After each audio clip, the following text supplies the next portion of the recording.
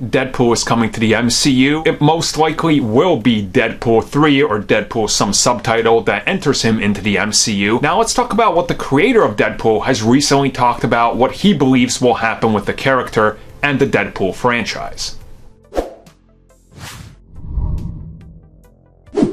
So I think some of you know, some of you might not, but Deadpool was created by Rob Liefeld. Rob Liefeld got the idea for Deadpool from Deathstroke, hence the name similarity and the look, the whole ninja thing. And Deadpool has become a huge phenomenon when it comes to films, comics, and pretty much everything that drives merchandise forward. Now, when it comes to Deadpool, his next entry is going to be in the MCU. We know they're working on it, and we know Rob Liefeld, the creator of Deadpool, is not on good terms with Marvel. But recently, they caught up with him. You know, they want to talk to him about what's happening with Deadpool and everything. And he talked about the fact that Deadpool 3, yeah, it's happening, that's a guarantee. But he also said he believes that X-Force is inevitable, that film is going to happen. And it got me thinking for a second, and I was like, you know what? Yeah, of course it's inevitable. So let's just look at how Deadpool is going to pretty much birth an entire new sub-franchise within himself. So if you look at the likes of the MCU, it was all based on one character after another leading to the Avengers, and then having all of these characters go in their own separate ways, then meet back up. Now what they're doing in the MCU is kind of a mixture of everything. There's going to be TV characters jumping into their films.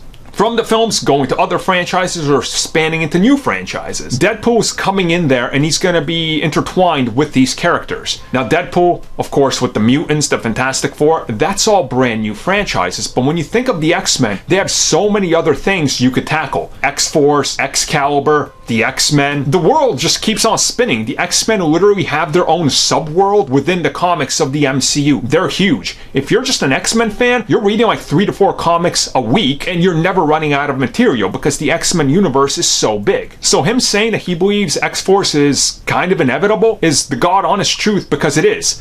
Deadpool, you don't want him joining the core X-Men. That's a little boring. Maybe for a special team up in the Avengers or something, that's cool, or make him have a cameo with the X-Men. But if you spin him off into X-Force and you take some of the more underground people and you toss Wolverine in there and they're the shadow ops of the X-Men, now that makes sense, and that's another brand you can put out there. So you see what I'm getting at here. One year you do the Avengers, the next year you do a big X-Men movie, the year after you do X-Force. In between there you sprinkle a Wolverine movie, a Deadpool movie, a Cable movie. It's literally just like the comics, an entire world that revolves around Deadpool and the mutants. Again, he makes money, they make money, and there's endless brands to the X-Men. Honestly, I don't see anything wrong with this, and I think he's saying exactly what's going to happen. It's inevitable. We're going to get the X-Force, and honestly, I want that because, let's be real, they're a very cool, unique aspect of the X-Men, and I love their whole, I love their look. It's honestly really cool, especially when their like suits all match up and everything. They look like a true Shadow Ops team.